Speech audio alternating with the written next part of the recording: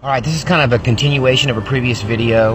I thought I would go ahead and tell you the whole story of the time I met an MK Ultra trainer. So I was a preacher at a pretty large church. A woman came to our church, wanted to get involved in the church, but a weird thing happened. The bishop in charge kind of snubbed her and wouldn't let her get involved in the church, which is kind of uncharacteristic for him. So I asked him about it. He was pretty cryptic about why, and he actually did tell me that it was because he felt like she had mental issues and he couldn't go into it. So I didn't think anything more of it. A couple weeks later, I was at a big seminar with a bunch of clergy. It was open to anyone who paid the fee to get into it, but it was primarily a clergy convention, a series of seminars, multiple day thing. So like on day one, I encountered this woman in the lobby. She came up to me and wanted to tell me why she was not part of our church and what had happened with her and the pastor. So I was curious and I gave her a listen.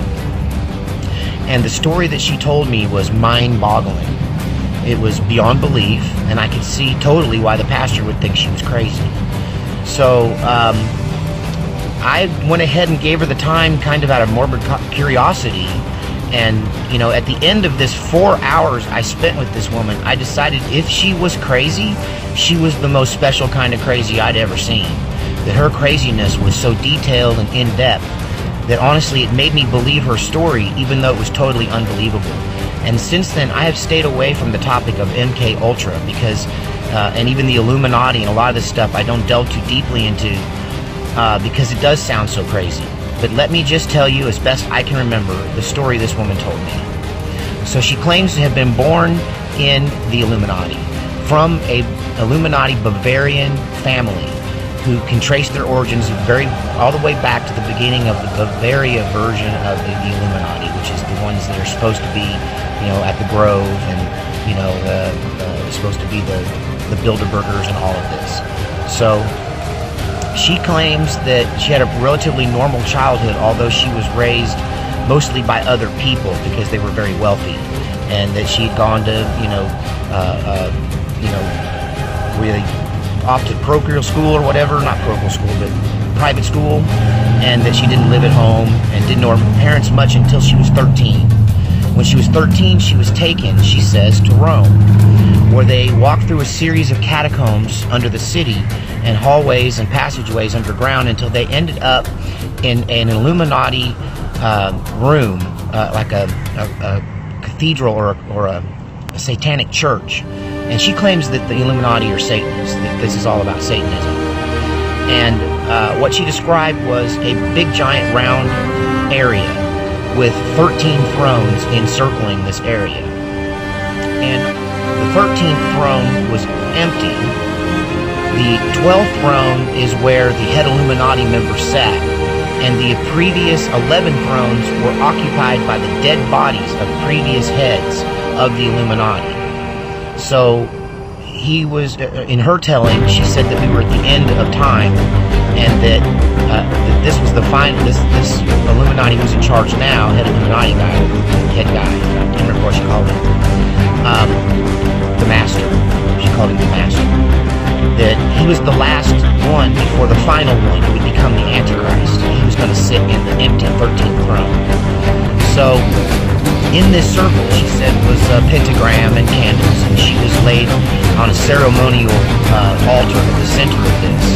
And then while everyone watched, this large group, including her family, she was raped by this, well, she gave herself willingly to this 12th master, who impregnated her with her first child in that ceremony. She lost her virginity and was impregnated. She said that she had just started her period a few months earlier, and that's why they took her there, and that when they took her there she was fertile, so she was inseminated by this guy in this ceremony, and that her son was very special because she was the son of the master, or he was the son of the master. And she was chosen because she was of a pure bloodline back to royalty in Bavaria. So, flash forward, she's given an arranged marriage to a slightly older man. I think she was 13 or 14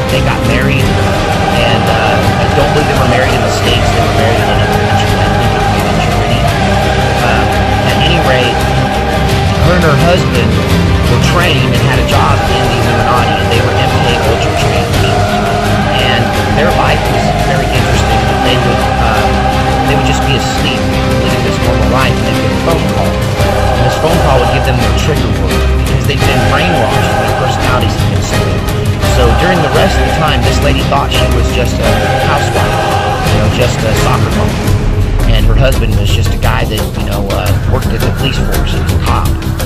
And she said that they would get this call in the middle of the night and be given a code word where they would snap out of this false persona and become the MK Ultra Illuminati trainers that they both were. They would wake their kids up because their kids were also in this torture program, becoming MK Ultra slaves. And they would go to an undisclosed location in a rural environment underneath these giant tents, these giant white, like FEMA tents. And I asked her if this was the United States government, and she said, no, this is above the United States government. This is the people that all the governments report to. And I struggled to understand it 11 years ago. And so anyway, she says that they would then engage in torturing other candidates, and they themselves didn't torture their own children, other people did it. But they would torture children and young adults, and they would use this torture to split their personalities and be able then to be like them. So a code word would snap them out of their fake life and back into the reality of who they were. And that these people, some of them were there against their will, were literally kidnapped and done this to on a regular basis. So at first she was in charge of torturing. It was her job to torture other people. And I tried to probe her heart about how that made her feel. I could see that at one time she had no conscience, but at some point she grew one. So that, it bothered her now, but she admitted that it was her job and it bothered her a bit. Part of the big picture.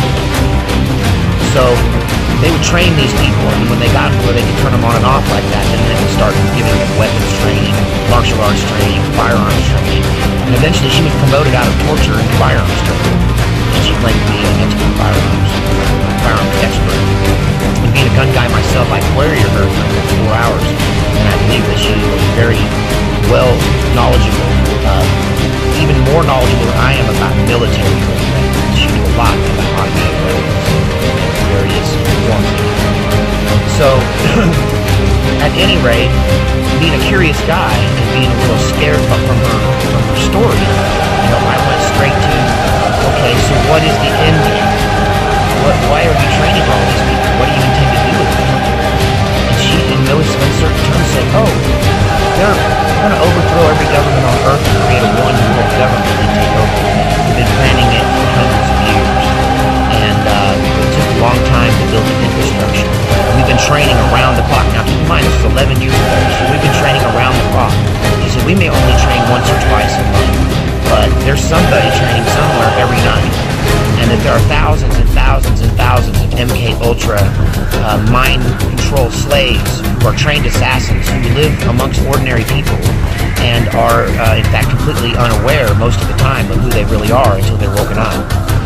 And that the way I said, well, how are they going to roll this out? The American people aren't going to stand for this. What about the National Guard and the veterans? And she said, they have no idea what's coming for them. When we do this, it's going to happen so fast. And I said, well, tell me how it goes. And she said, okay, here's the plan. The plan is there will be some event or series of events that will create so much chaos in the world, so much that even the police, I said, what about the police? She said, the police will stay home. She said, it will be so bad that the police will say, I did not sign up for this, and they won't go. And the ones that do go will easily be taken out by our army. And I said, well, what's going to happen? Are you going to be wearing American uniforms? Is this American military? And she goes, no. She says, in the middle of this chaos, in the middle of the fog of war, when everyone thinks that everything's gone completely haywire, and suddenly you'll see these forces just emerge, all dressed in black, all dressed in SWAT gear. She said they will be driving, all look-alike black SUVs, and they will look and sound and act very official. And they will just simply claim that they are now in charge and everyone should do as they say. They will claim that they are part of a new government that has been established for the purpose of dealing with the said situation. And that the police would either work with them or be quickly eliminated if they didn't. And that the military is not going to get involved because they follow orders and no one's going to give them an order to get involved. That order will never come. And that they will simply transfer their allegiance from the United States Army to the new world government. government will emerge. And she made it sound like it literally happened overnight. But I think I gathered from it that it's a process accumulating with them taking charge at some point. Just physically showing up as the guys with the guns and the cars and the official looking uniforms. And the whole thing was the creepiest encounter I ever had. There's the whole story. And I wish I could say it was the creepiest. It's top 3 stories I've